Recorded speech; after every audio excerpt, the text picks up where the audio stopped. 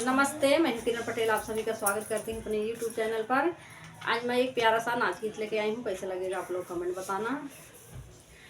पुरुबा मोर नैहर, पुरुबा मोर नैहर के आनई है। पुरुबा मोर नैहर, पुरुबा मोर नैहर के आनई है।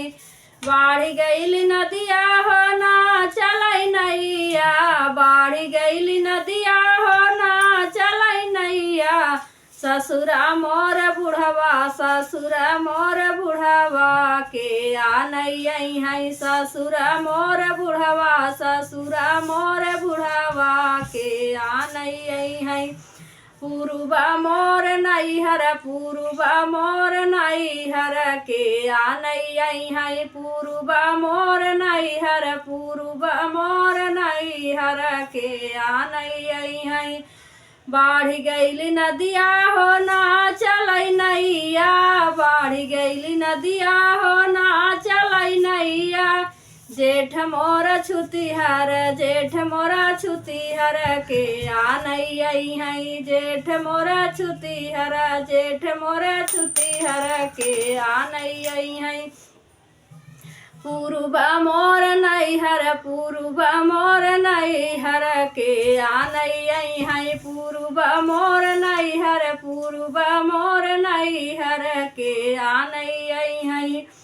बाढ़ गईल नदिया हो ना चलै नैया, बाढ़ गईल नदिया हो ना चलै नैया। देवर मोर लड़का, देवर मोर लड़का के आनई है। देवर मोर लड़का, देवर मोर लड़का के आनई है।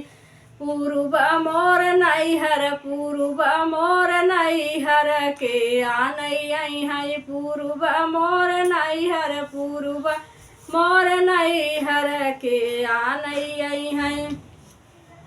बाढ़ गईल नदिया हो ना चलै नैया, बाढ़ गईल नदिया हो ना चलै नैया।